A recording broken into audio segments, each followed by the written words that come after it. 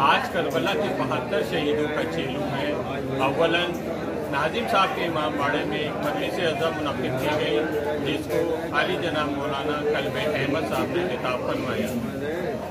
बिस्मिल्लाहिर्रहमानिर्रहीम, बिस्मिल्लाहिर्रहमानिर्रहीम। मैं कल्ब जवाद बोल रहा हूँ।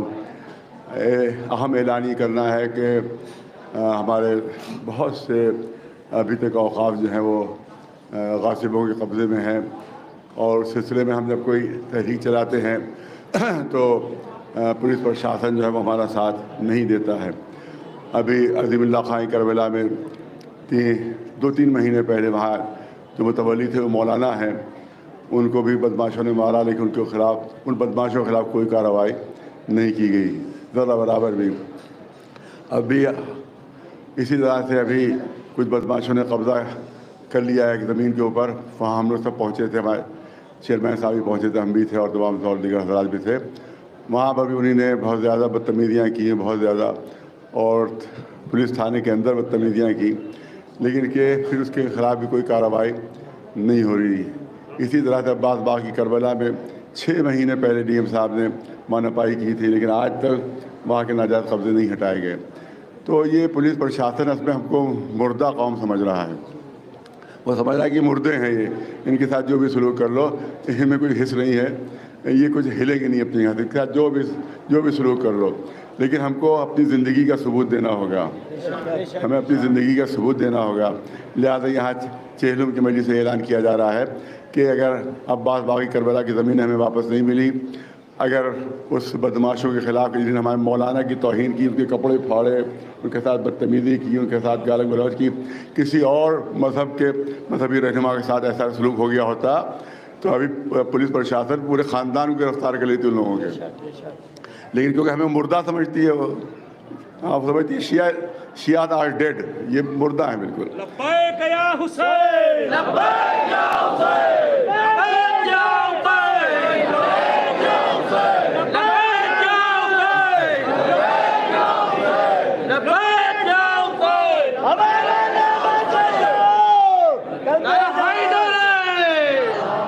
देखिए साफ बात कि कुछ मौलवी ज़रूर मुर्दा हो सकते हैं, मगर कौम मुर्दा नहीं है।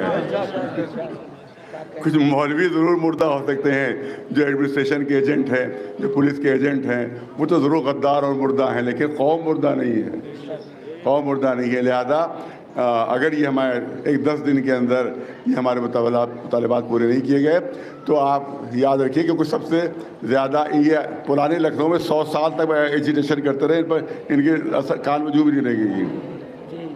100 साल तक नाज़िम अम्बाड़े से आप मुजाहरे करते रहें, कुछ नहीं होगा, बड़े अम्बाड़े से करते रहें, कुछ नहीं होगा। लेकिन सबसे ज़्यादा इनको डर होता है नए लखनऊ से। लिहाजा आप जितने भी एहतजाज होंगे वहाँ पर नए लखनऊ में होंगे, 10 दिन के बाद से वो शुरू हो जाएंगे इंशाअल्लाह, अगर हमारे मुतालिबे को नहीं मानेंगे।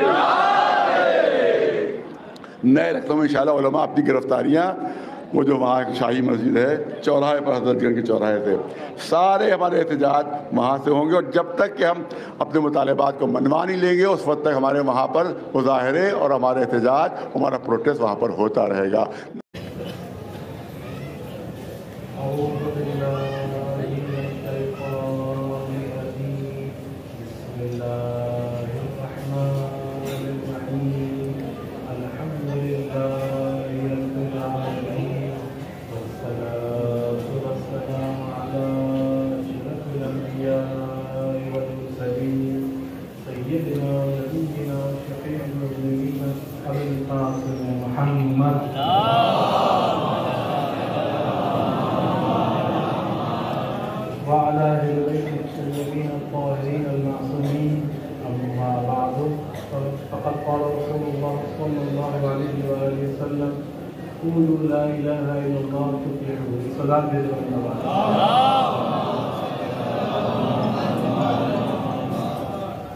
हुजूर सरवर कायनात मोहम्मद मुस्तफा सल्लल्लाहु अलैहि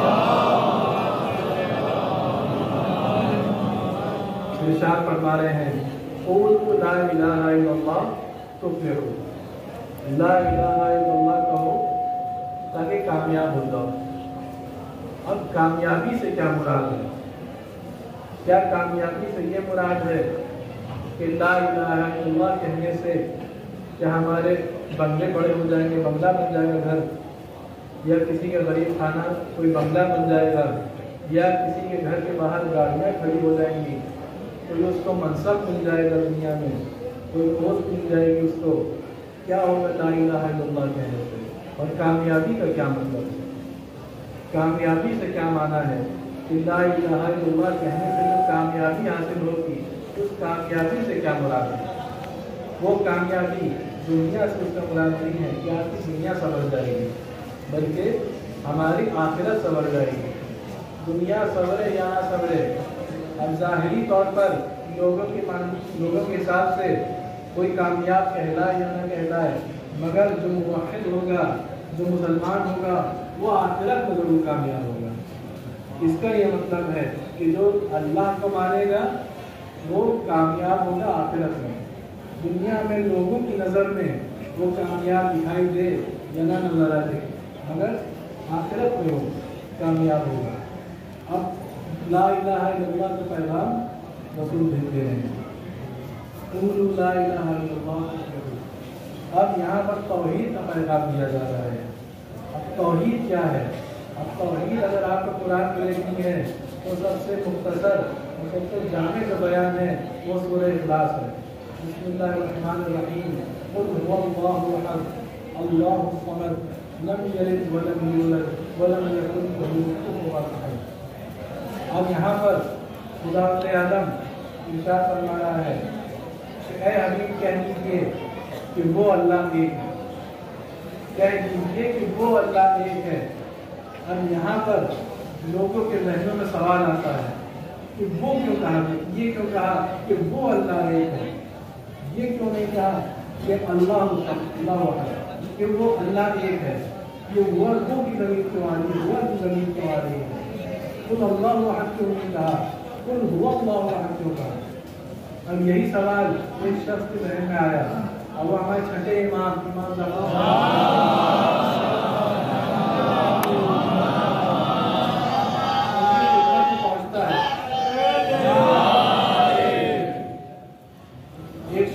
چھٹے امام کی خدمت میں پہنچتا ہے اور یہی سوال کرتا ہے کہ قل هو اللہ احد کیوں کہا گیا، قل اللہ احد کیوں نہیں کہا، یہ ہوا کیوں زمین کیوں آئی ہے؟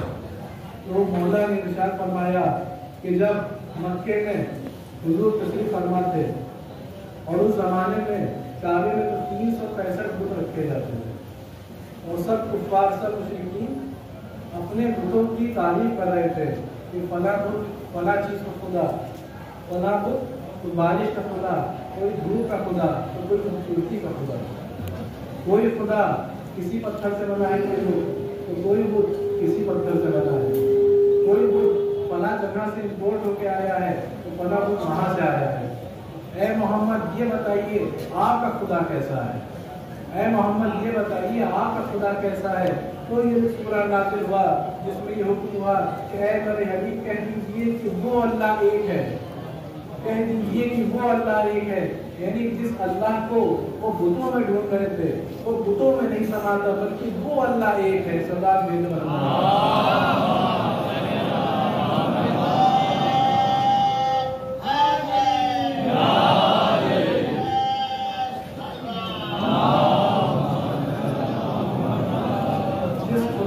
جس اللہ کو وہ بتوں میں ڈھونڈ رہے تھے وہ اللہ بتوں میں نہیں ہے بلکہ وہ اللہ ایک ہے۔ اب اس سورے میں یہ بھی لفظ آیا ہے، لفظ اللہ، قل هو اللہ احد۔ اب علماء نے اس کو تبصرہ کیا کہ اللہ کا لفظ کیوں آیا ہے، اور اللہ کے کتنے نام ہیں، رحمان بھی ہے اللہ، اللہ رحیم بھی ہے، اللہ غفور بھی ہے، اللہ حکیم بھی ہے، اللہ علیم بھی ہے، کتنی صفات خداوند کی، مگر اللہ ہی کا لفظ استعمال ہوا۔ اب علماء نے یہ کہا ہے کہ اگر آپ خدا کو رحیم کہیں تو خدا عالم کے اندر ساری صفات اس کے اندر موجود مگر رحیمیت کی صفت سامنے آ رہی ہے۔ اسی طریقے سے اگر اللہ کو رحمان کہیے تو خدا عالم کے اندر ساری صفات موجود مگر رحمانیت کی صفت سامنے آ رہی ہے۔ اگر خدا عالم کو ہم حکیم کہیں تو خدا عالم کے اندر حکمت کی صفت آ رہی ہے، اور باقی ساری صفات خدا کے اندر موجود मगर एक हिकमत की सिफत भी सामने आ रही है। अगर अलीम कहें तो खुदा का इल्म इससे सामने आ रहा है। मगर अगर हम अल्लाह का लफ्ज़ इस्तेमाल करते हैं तो कोई सिफत दूसरी सिफत पर गलबा नहीं पाती, बल्कि सारी सिफत हम अल्लाह के सामने आती हैं। सदा मेरे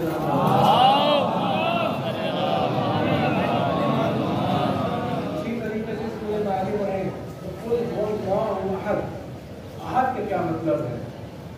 अहद का क्या मतलब है? अहद का ये मतलब है कि अल्लाह एक है। अहद के भी कई मानी बयान हुए हैं, इसमें से दो मानी आपकी पेश कर सकते हैं। एक अहद का मानी यानी वाहिद और एक अहद का मानी यानी अहद। दोनों का मतलब ये है कि खुदा आज़म एक है। फर्क कहाँ पे है? फर्क यहाँ पे है, अगर हम ये कहें कि खुदा आज़म की ज़ात वाहिद है तो यानी खुदा आज़म की ज़ात एक है। इसका मतलब ये हुआ कि खुदा आज़म की ज़ात दो नहीं है, तीन नहीं है, 50 नहीं है, 100 नहीं है, 365 नहीं है, बल्कि एक है। तादाद के हिसाब से उसकी ज़ात एक है। अब अगर हम अहद कहेंगे तो अहद का क्या मतलब है? अहद का ये मतलब हुआ कि खुदा आज़म की ज़ात अपने आप में एक है। यानी क्या मतलब हुआ? यानी खुदा आज़म की ज़ात के कोई हिस्से नहीं है, कोई जुज़ नहीं है, कोई अज्जा नहीं है, कोई पार्ट नहीं है। ना खुदा आज़म का सर है, ना खुदा आज़म के पैर है, ना खुदा आज़म के हाथ है, ना उसका कोई जिस्म है, कोई जिस्म नहीं है। क्यों? क्योंकि अगर उसका जिस्म होगा, जिस्म का ये मतलब होता है खुदा आज़म महदूद है। अगर उसका जिस्म तसव्वुर कर ले तो खुदा आज़म की ज़ात महदूद हो जाती है। अगर उसका जिस्म हुआ तो यानी एक नुक्ते से इसका जिस्म कहीं ना कहीं शुरू होगा और कहीं ना कहीं जाकर उसका जिस्म खत्म हो जाएगा। तो उसका एक जिस्म लामहदूद नहीं रहेगा बल्कि महदूद हो जाएगा, और लामकान नहीं रहेगा बल्कि मकान एक हो जाएगा उसका। और जो लामहदूद नहीं होता वो हमारा खुदा भी नहीं हो सकता, क्योंकि खुदा आज़म की चीज़ ज़रूरी है कि वो हर जगह मौजूद है, तभी उसका हर जगह कंट्रोल रहेगा। अगर वो हर जगह मौजूद ना होगा तो उसके पूरी कायनात की हुकूमत कैसे चलेगी? तो इसका मतलब ये जाहिर है कि खुदा आज़म हर जगह मौजूद है और जिस्म होना यही महदूदियत। अब कुछ फिरकों में ये चीज़ आ गई है कि वो खुदा को जिस्म तस्वीर कर दिया है। कुछ अहादीस की बिना पर जिन्हां जुनूद ने उनको गलत इसके मतलब निकाला। एक हदीस जिनमें से एक हदीस ये है जिसमें ये लिखा है कि जब अल्लाह सारे जहन्नुमियों को जहन्नुम में डाल देते और जहन्नुम में डालने के बाद जहन्नुम से आवाज़ आएगी, हल में मज़ीद, क्या और है? तो खुदा आज़म खुद अपना पैर जहन्नुम में डालेगा और फिर पूछेगा क्या और चाहिए? तो जहन्नुम से आवाज़ आएगी कि और नहीं चाहिए, बस काफ़ी है। तो इससे कुछ लोगों ने ये नतीजा निकाला कि खुदा आज़म का जिस्म है, खुदा आज़म का जिस्म है और जिस्म तस्वुर कर लिया और ये कहने लगे कि खुदा के जिस्म की कैफियत हमें नहीं मालूम, मगर उसका क्योंकि हदीस में आ गया, क्योंकि कुरान में आ गया फौकल कुर्सी के ऊपर है, और जब अल्लाह इस तरीके के लफ्ज़ इस्तेमाल हो गए तो खुदा आज़म का जिस्म है। जिस्म यानी महदूदियत। अब खुदा का जिस्म होगा तो खुदा महदूद होगा, और जिस्म की कमजोरी है वो ये कि जिस्म मुरक्कब होता है, उसका कोई मुरक्कब करने वाला मौजूद होता है, उसको बनाने वाला, उसको असेंबल करने वाला। अब किसी का जिस्म होगा तो कोई ना कोई उसका बनाने वाला भी मौजूद होगा। इस वजह से जिस्म में कमजोरियाँ होती हैं और कमजोरियों की सिफात हम खुदा से मुंसलिक नहीं करते बल्कि उनको सब कर दिया करते हैं। खुदा जो है उसमें कोई कमजोरी नहीं आ सकती, बल्कि खुदा लामहदूद है और लामकान है। सलाम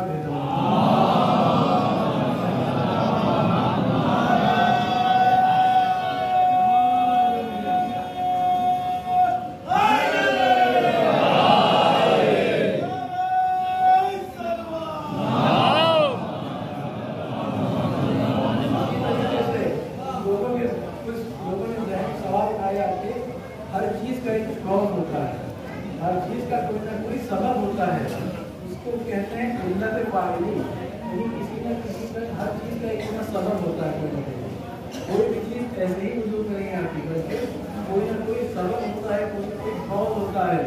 کوئی کچھ لوگوں نے سوال کیا کہ ہر چیز کا جب سبب ہے، ہر چیز کا جب کاز ہے، تو اللہ کا کیا سبب ہے؟ کیا سبب ہے کہ اللہ وجود میں ہے؟ اللہ کے وجود کا کیا سبب ہے؟ یہ لوگوں نے سوال کیا اور یہ تک دعویٰ کیا کہ کوئی ایسا جواب نہیں ملا جو سیٹسفائی کرے، جو خالی کر سکے، ایسا کوئی جواب نہیں ملا۔ تو علماء نے اس کا یہ جواب دیا ہے کہ علت فاعلی کاز اس کا ہوتا ہے جو مخلوق ہوتا ہے، جو ممکن الوجود ہوتا ہے، اور ممکن الوجود اور واجب الوجود میں فرق ہوتا ہے۔ یہ فلسفے میں اصطلاحیں استعمال ہوتی ہیں، واجب الوجود اور ممکن الوجود۔ واجب الوجود کیا ہے؟ واجب الوجود وہ ہے جس کا وجود کائنات میں ضروری ہو اور اس کے بنا کچھ ہو نہ سکے، کچھ وجود میں نہ آ سکے، وہ ہے واجب الوجود۔ اسی طریقے سے اس کی صفات میں سے یہ صفت ہے کہ وہ ازلی ہے اور ابدی ہے، ہمیشہ سے تھا اور ہمیشہ رہے گا۔ اسی طریقے سے اس کی ذات میں کوئی تغیر نہیں ہوتا، کوئی تبدیلی نہیں آتی۔ خدا عالم کی ذات میں جو واجب الوجود ہے، اس کی ذات میں کوئی چینجز نہیں آتے، کوئی چینجز نہیں آتے اس کی ذات میں۔ اگر ہم مخلوق کو وہیں دیکھیں تو اس میں چینجز بھی آتے ہیں، کبھی جوان ہوتا ہے، کبھی بوڑھا ہو جاتا ہے، کبھی جا کے ختم ہو جاتا ہے۔ اسی طریقے سے وہ ازلی اور ابدی نہیں ہوتا مخلوق، جو ممکن وجود ہوتا ہے وہ ہمیشہ نہیں ہوتا، اس کو وجود میں لاتا ہے خدا، ورنہ ابدی ہوتا ہے، ایک نئی قوم بنا کر اس کی زندگی ختم ہو جاتی ہے۔ اور یہ فرق ہے واجب الوجود اور ممکن الوجود میں۔ اب علت فاعلی اس کی ہوتی ہے جو ممکن الوجود ہوتا ہے، جو مخلوق ہوتا ہے اس کی علت فاعلی ہوتی ہے۔ خالق کی کوئی علت فاعلی نہیں ہے، کیونکہ اس میں وہ صفات ہی پائی جاتی ہیں جو مخلوق میں پائی جاتی ہیں۔ نہ خدا عالم کی ذات میں چینجز آتے ہیں، نہ خدا عالم کی ذات میں کوئی نہ اس کے اوپر موت آتی ہے، نہ کوئی زندگی آتی ہے۔ سدا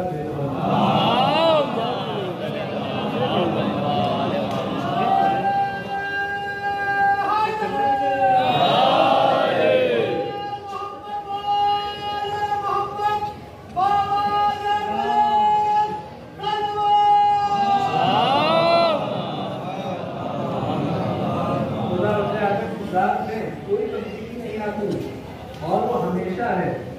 اور اسی وجہ سے یہ سوال کیا جاتا ہے کہ خدا عالم کا بھی کوئی نہ کوئی کاز ہوگا، کوئی نہ کوئی سبب ہوگا اس کے وجود کا، تو یہ سوال اس پہ لازمی نہیں ہوتا، کیونکہ وہ مخلوق نہیں ہے، وہ خالق ہے، وہ ممکن الوجود نہیں ہے بلکہ وہ واجب الوجود ہے، اس کا وجود کائنات میں ضروری ہے۔ اب یہ بھی اس میں علماء نے تذکرہ کیا کہ خدا دو کیوں نہیں ہو سکتے؟ اگر خدا دو ہوں گے تو اس کا 3 صورتیں ہوں گی، اس میں 3 سے زیادہ کوئی چوتھی صورت نہیں۔ تو پہلی صورت کیا ہوگی؟ پہلی صورت یہ ہوگی کہ ایک خدا کسی کو خلق کرنا چاہے تو دوسرا خدا اسے روک نہیں سکتا، دوسرا خدا کچھ خلق کرنا چاہے پہلا خدا اسے روک نہیں سکتا۔ تو یہاں پر دونوں خداؤں کی قدرت محدود ہو گئی۔ جب دونوں خداؤں کی قدرت محدود تو دونوں لامحدود نہیں ہو گئے، جن کی قدرت محدود وہ خدا نہیں ہو سکتے، جن کی قدرت محدود وہ خدا نہیں ہو سکتے۔ اسی طریقے سے دوسری صورت، پہلا خدا کچھ خلق کرنا چاہے دوسرا خدا اسے آ کے روک دیتا ہے، اور دوسرا خدا کچھ خلق کرنا چاہے پہلا خدا اسے روک دیتا ہے۔ یہاں پر بھی وہی نتیجہ کہ کوئی ایک خدا وہ اس پہ اپنے کو ڈیپینڈ نہیں کر سکتا، اس کی قدرت بھی محدود ہو گئی، دوسرا خدا بھی اپنے کو بچا نہیں سکتا اور اپنی مرضی سے کوئی کام انجام نہیں دے سکتا، اس کی قدرت بھی محدود ہو گئی۔ اس کی قدرت محدود، خدا محدود نہیں، اور وہ اپنے آپ خدا نہیں ہو سکتا۔ اسی طریقے سے تیسری صورت کہ ایک خدا پورے طریقے سے دوسرے خدا پر غالب آ جاتا ہے، ایک غالب ہو جاتا ہے، ایک مغلوب ہو جاتا ہے۔ جو غالب آ گیا وہی خدا ہے، جو مغلوب ہو گیا وہ خدا نہیں ہے بلکہ مخلوق ہے۔ سلام دے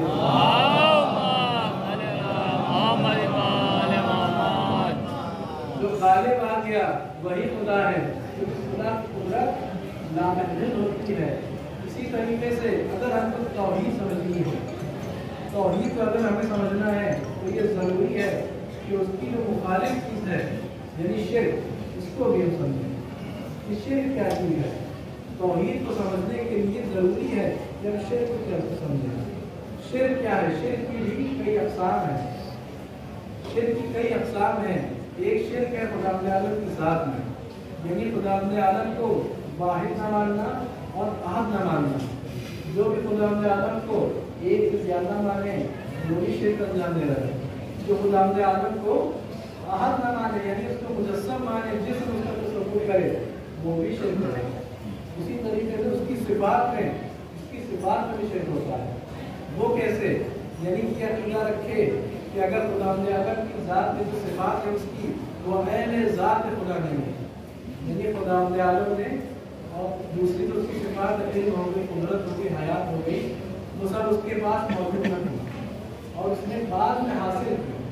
تو یہ نتیجہ اس سے شرک ہوتا ہے. وہ کیسے کہ اگر اس کے پاس موجود نہ تھی تو کسی نہ کسی نے اس کو علم عطا کیا، کسی نے اس کو قدرت عطا کی، کسی نے اس کو اس کی صفات عطا کی. تو یہاں پر دو خدا نفی کرتا ہے کہ کوئی نہ کوئی خدا موجود ہے جس نے اللہ کو یہ سب چیزیں عطا کی. تو یہاں پر دو خدا کا نتیجہ. اب لوگوں نے دیکھا کہ اس میں دو خدا ہو رہے ہیں تو انہوں نے اپنا نظریہ بدلا، مگر اہل بیت کے نظریے کو اختیار نہیں کیا، ان سے دوری اختیار کی اور اپنا ایک نظریہ بنایا. کیا بنایا؟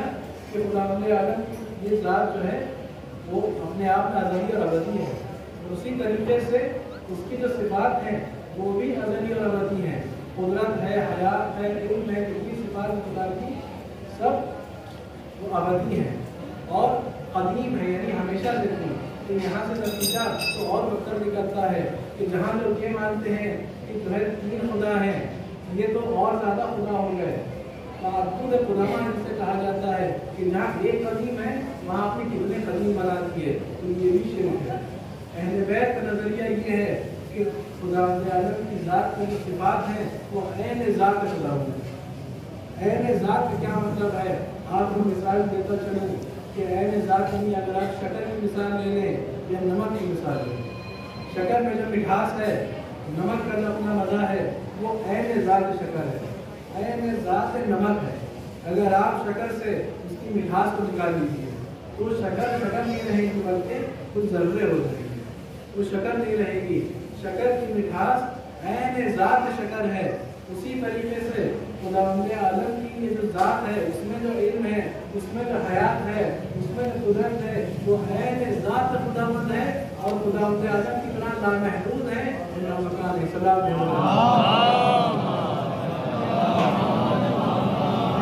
خداوند عالم کی ذات کی جتنی صفات ہیں سب لامحدود ہیں.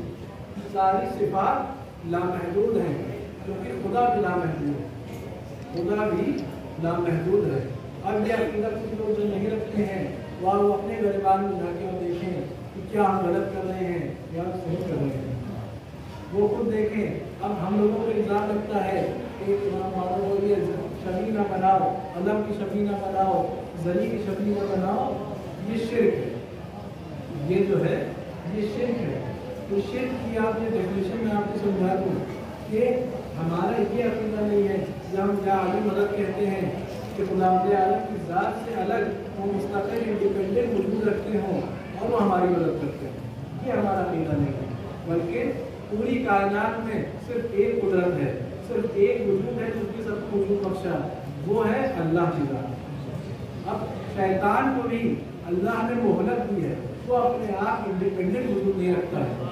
شیطان کو مہلت دی ہے، وہ اپنے آپ ایک مستقل انڈیپینڈنٹ وجود اللہ سے نہیں رکھتا بلکہ اس کو مہلت دی ہے.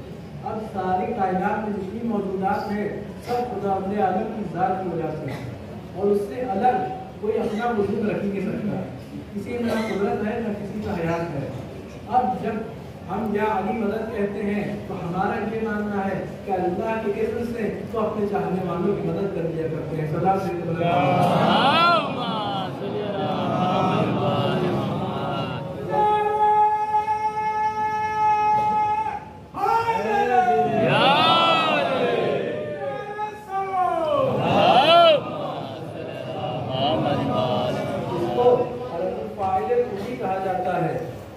فاعل کلی یعنی کنٹینویشن میں.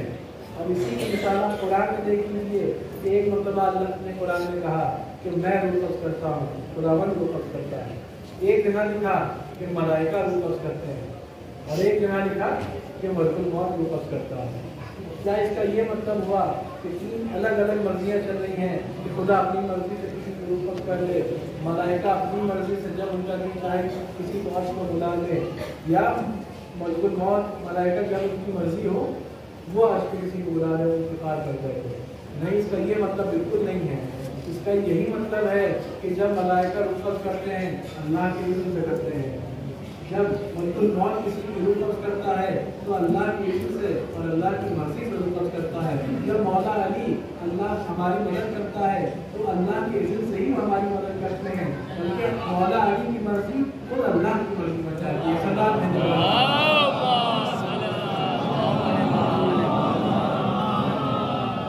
اسی طریقے سے اب یہ بھی کہا جاتا ہے کہ عدل میں اللہ عادل نہیں ہے، یعنی اللہ عادل نہیں ہے، یہ کہہ دیا جاتا ہے۔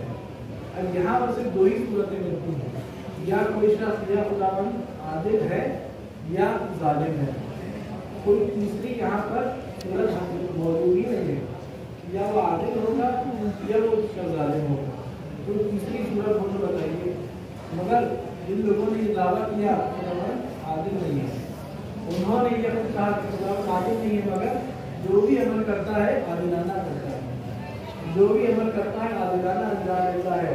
تو آپ مجھے یہ بتائیے کہ جس کے پاس جو چیز موجود نہ ہو وہ اس کو عطا کیسے کرے؟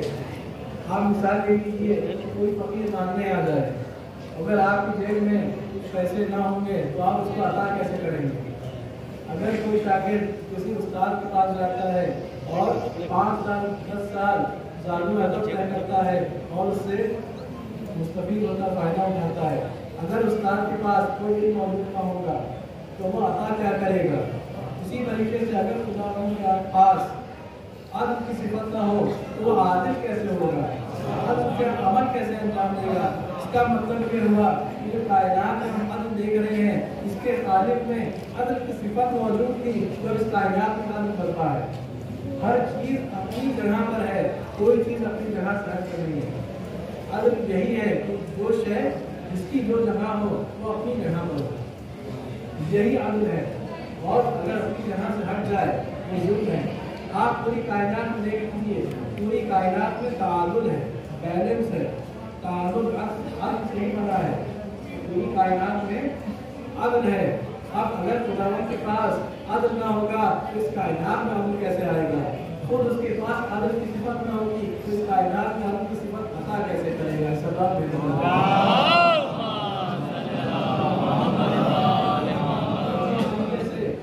نبوت کی اگر بات کریں تو ہم لوگوں پہ الزام لگتا ہے کہ ہم مولا علی کو رسول سے معاذ اللہ بڑھا دیا کرتے ہیں۔ اس الزام کی وجہ یہ ہے، وہ وجہ یہ ہے کہ وہ نبی کا تذکرہ تو اپنے مولوی سے سنتے ہیں، وہ کیا سنتے ہیں کہ رسول امی کے کیا ترجمہ کرتے ہیں کہ پڑھے لکھے نہیں تھے، پڑھنا نہیں آتا تھا، لکھنا نہیں آتا، وہ ان کے پاس علم غیب نہیں تھا، مگر وہ ان کے چہیتے ان کے جو ہیں جن کو وہ پروموشن کیا کرتے ہیں، جن کو وہ بچانا چاہتے ہیں، ان کے لیے وہ یہ کہتے ہیں کہ ان کی جنت کی بشارت کی تھی۔ ایک طرف جب آپ یہ کہیں کہ آزاداری کرو، رسول نے کی، رسول نے گریہ کیا اس لیے ہم کرتے ہیں، تو وہ کہتے ہیں رسول کے پاس کوئی علم غیب ہی نہیں تھا۔ مگر جب بشارت کی بات آتی ہے تو کہتے ہیں رسول نے بشارت کی تھی کہ فلاں صاحب جنتی، فلاں صاحب جنتی، اور یزید کو برا نہ کہو، کیوں؟ کیونکہ وہ جنتی ہے، وہ جنتی اس کی جنت کی بشارت کی تھی۔ وہاں پر یہ کہتے ہیں کہ اس کے پاس علم تھا تو اس نے کبھی بشارت نہیں کی، مگر جب اپنی بات آتی ہے تو وہ کہتے ہیں کہ اس کے پاس علم غیب موجود نہیں تھا۔ صرف یہ اپنی فرض بھی ہوتے ہیں، یعنی سب کچھ اپنے حساب سے کرنا چاہتے ہیں، جب چاہا رسول سے علم غیب سن کر لیا، جب چاہا ان کو عطا کر دیا۔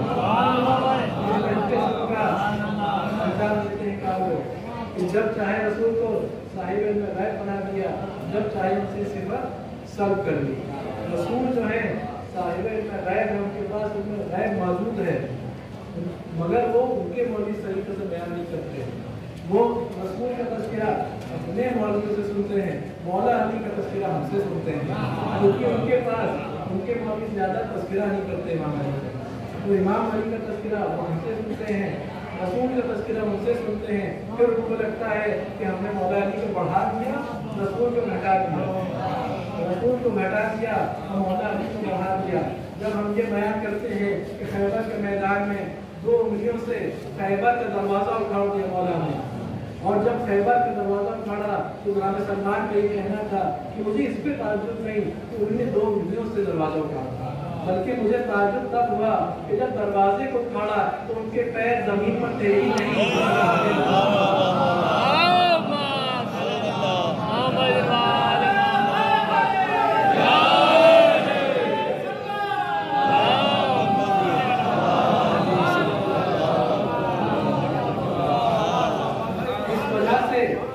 काम करता है जब हमसे खैबर के वाक़यात सुनते हैं और उनसे इस तरीके के बयान सुनते हैं तो उनको दिल में गुमान आता है, ये ख्याल आता है और ये इल्ज़ाम लगाते हैं कि नबी को हम लोगों ने घटा दिया और मौला को हम लोगों ने बढ़ा दिया। मौला अली ऐसा बिल्कुल नहीं है। आपको देखिए कि मौला अली क्या मसला है और किस तरीके से खुद रसूल का एहतराम करते हैं, किस तरीके से खुद रसूल का एहतराम करते हैं। सदा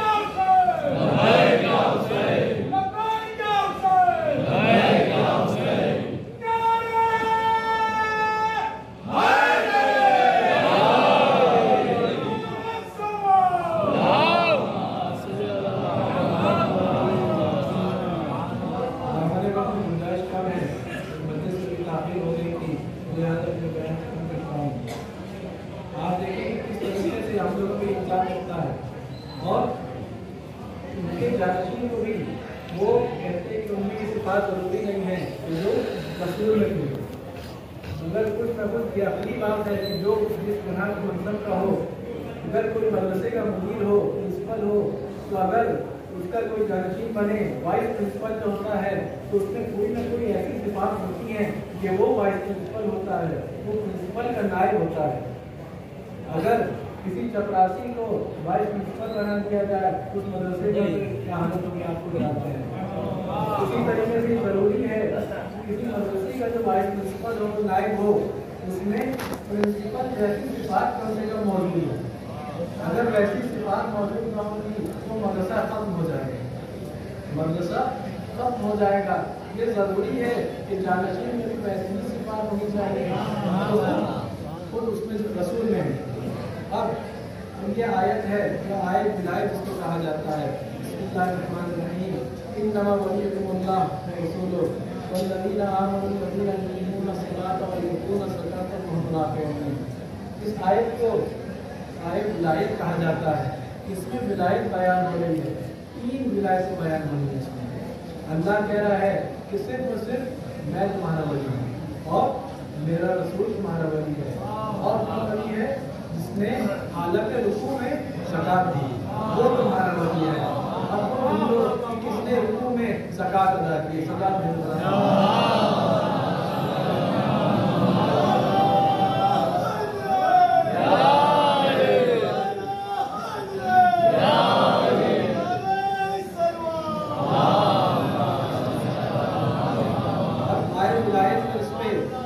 किया जाता है कि ये मौला अली के लिए नहीं थी। पहला ये इस्तेमाल करते हैं कि मौला अली के लिए क्यों नहीं है, क्योंकि इसमें जमा के सही इस्तेमाल हो रहा है, पूरा इस्तेमाल हो रहा है। अल्लाज़ीना हुम राकिऊन आमनू, इस तरीके ये सब तो प्लूरल है, मौला अली की ज़ात तो एक। तो ये मौला अली इसके लिए सिर्फ इसका मुराद नहीं हो सकते, क्योंकि इसमें तो प्लूरल इस्तेमाल हुआ है। तो आप खुद देखिए मुबाहिला में, आय मुबाहिला में क्या लिखा है,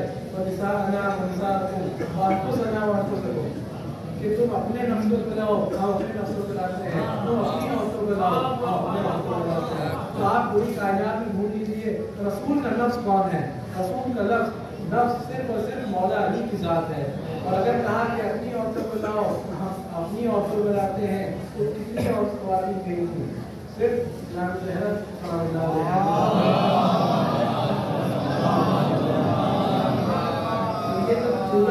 इस्तेमाल होता है, ये ताज़ीम के लिए इस्तेमाल होता है, ये ताज़ीम के लिए इस्तेमाल हुआ करता है। और इससे से मुराद सिर्फ और सिर्फ मौला ही की ज़ात है। तो जिस तरीके से इल्ज़ाम लगाया है कि ये उनके लिए आयत नहीं है, क्यों? क्योंकि इसमें ज़कात का इस्तेमाल हो रहा है और मौला अली तो माशाअल्लाह फ़कीर थे, उनके पास कहाँ से इतनी दौलत आई तो उस पर ज़कात का हुक्म आ गया, उनके ऊपर ज़कात का हुक्म आ गया। तो आपको तारीख में देख लीजिए कि जो रसूल के सहाबी थे वो इनमें से कितने दौलतमंद हो गए थे कि उनकी 5वीं और 6वीं नस्ल में भी किस तरीके से माल गनीमत बटा है कि कुल्हाड़ी से सोना तोड़ा जा रहा है और आपस में खानदान वाले बांट रहे हैं। कितना सोना उनके पास था और वो हर घर में इतना पेश नहीं थे। मौला अली तो फातहे बन रहे हैं, मौला अली तो फातहे अंदर हैं, मौला अली तो फातहे खैबर हैं। मौला अली के पास इन सबसे ज़्यादा माल गनीमत था, मगर वो जमा नहीं करते थे बल्कि वो गरीबों में इंफाक कर दिया करते थे। इस वजह से उनके पास इस तरीके की दौलत नहीं थी जो दूसरे लोगों के पास थी।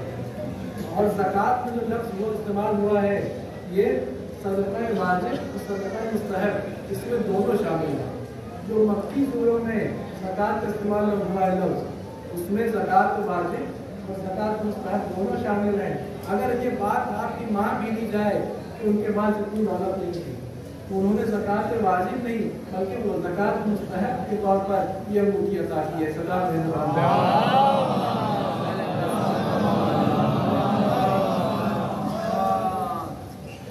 अब अल्लाह जो है वो मुक़न्निन है, यानी कानून बनाने वाला है, और रसूल जो है, अंबिया जो है वो मुबल्लिग़ है।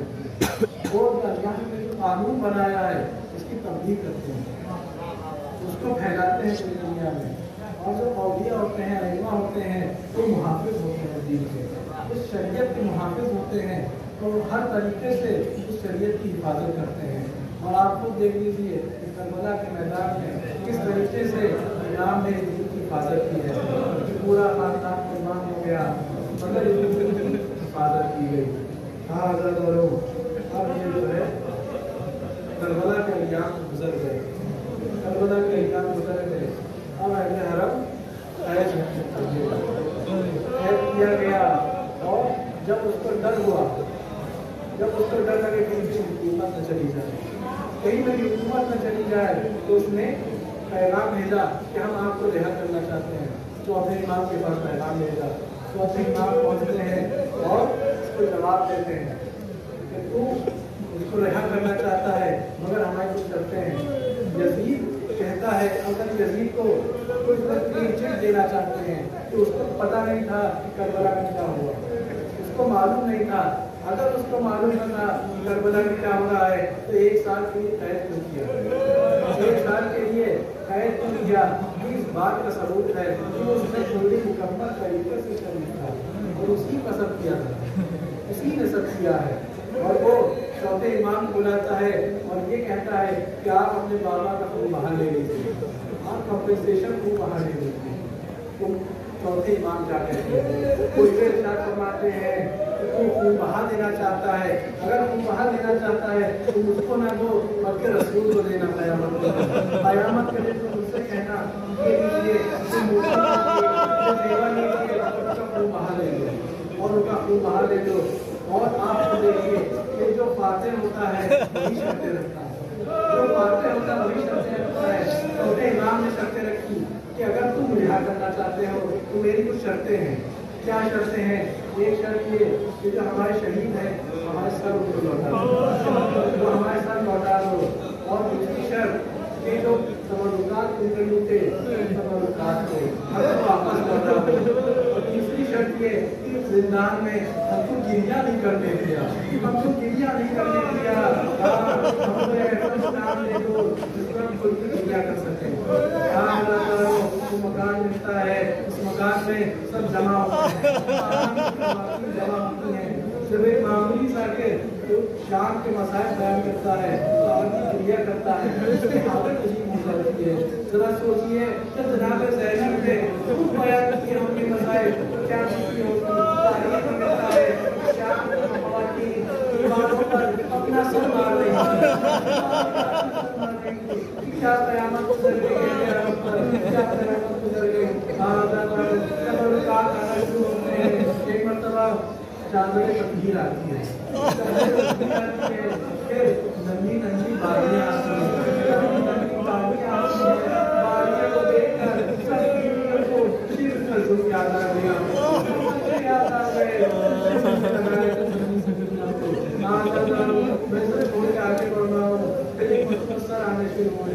एक मरतबा एक नन्हा नसर आता है, नन्हा नसर आता है, इनकी आगोश नसर लेती है, बहुत क्या करती है, क्या करने के बाद जुमला कहती है, क्या तुम्हारे जैसे भी जवाब दिए करते हैं, क्या तुम्हारे जैसे भी नहीं किया करते हैं। आज आता हूँ एक एक करके उसे नसर आते हैं, बताए जाने जाते हैं, एक बार नसर आता है, परसों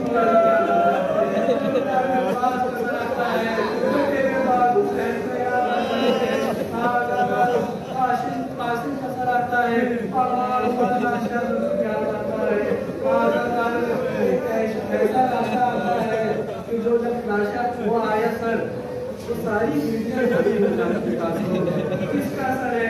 इमाम हुसैन का सर है। इमाम हुसैन कहती है कि का सर मुझे दे दो, मेरे का सर मुझे दे दो।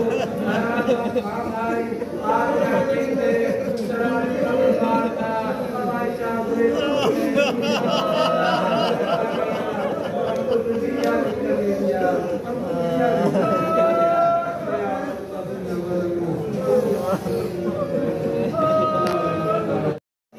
अलम नाजिम साहब के इमाम बाड़े से सज कर बरामद हो करके टाल कटोरा की करबला तक जाते हैं।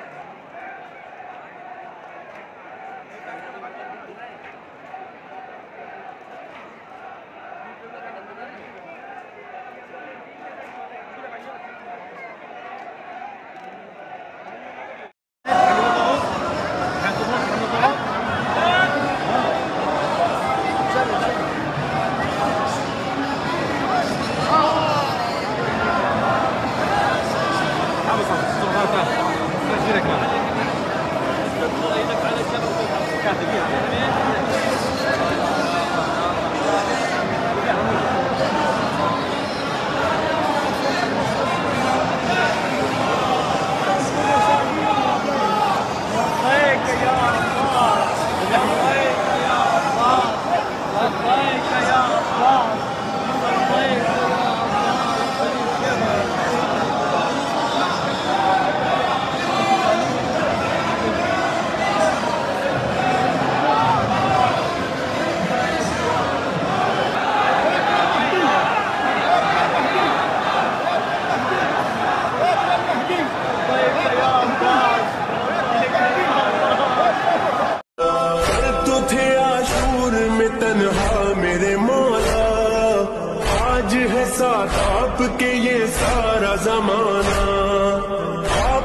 हर नस्ल ने हर कौम ने माना, होता है हर मुल्क में लब्बैक हुसैन। अब तो हर दिल कहे ना, अब तो हर घर है तुम्हारा, सारा आलम ये पुकारा मौला।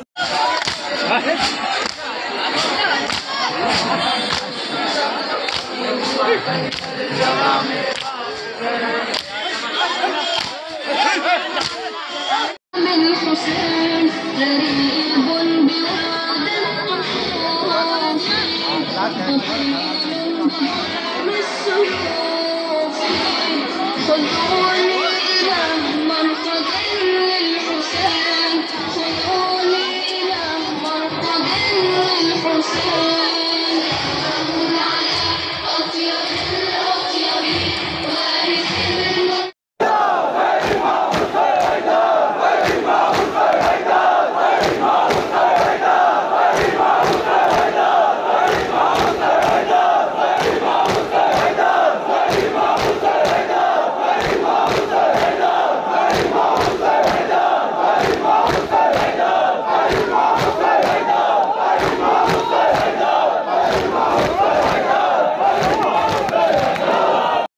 وارث करबला के 72 शहीदों का चेलू है। अव्वलन नाजिम साहब के इमाम बाड़े में एक मजलिस अज़म मुनक़िद की गई, जिसको आली जनाब मौलाना कल्बे अहमद साहब ने खिताब फरमाया।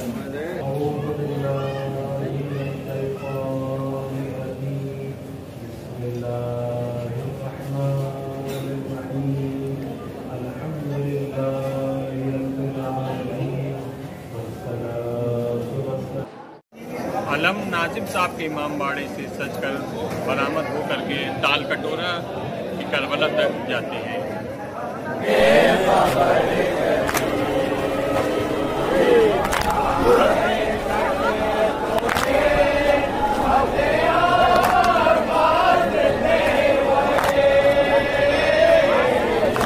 करबला आता है अब सारा जमाना, कैसे बनी किसने किया इसको मुअल्ला। हाय भैया 72 का चहलुम करूंगी, दिल खोल कर आज मातम करूंगी, फर्शे अज़ालो बिछ गया, सलाम ज़ैनब का जब बेदार ये जमाना या हुसैन, सारे जहां के पर होगा होगा या हुसैन, सारे जहां के पर होगा।